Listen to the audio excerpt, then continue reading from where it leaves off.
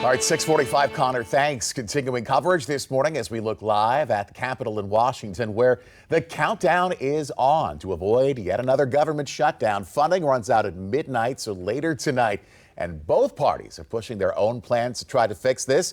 Let's bring in Scripps News Group's Joe St. George live with us this morning. Now, Joe, we're learning there have been some overnight developments that might have dropped the chances of us seeing a shutdown. What do you know about that? I think the odds of a shutdown have decreased, I'll use the word precipitously, Blaine, overnight. And that's because of who came out in favor of a bill to avoid the government shutdown. Let's start with the math here. Remember, 8 Senate Democrats need to cross the aisle, join Senate Republicans to avoid a government shutdown at midnight tonight. The clock is ticking. Officially on the record right now at 6:45 or so in the morning on this Friday, 2 Senate Democrats are on the record. So technically 6 more to go here. But the most powerful Democrat of them all has come out in favor of it. Senator Chuck Schumer announcing last night that he will vote to move this resolution forward to avoid a government shutdown.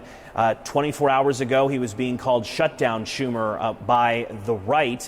Now he's being called Surrender Schumer by the left. There's a number of frustrated progressives at the leader of the Democratic Party in the Senate this morning. They wanted this to be the moment to fight back against the Trump administration and Elon Musk.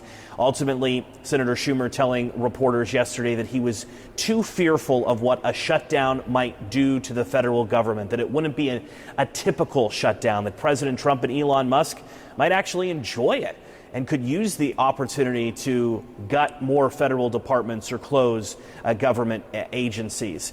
We still expect Virginia's 2 senators who've been very outspoken on these resolutions to likely vote against this bill. Senator Warner and Senator Kaine have been very vocally against this going forward. And now we'll wait and see what other Senate Democrats join Senator Schumer. I'll tell you this, Blaine, I've been covering this place a long time.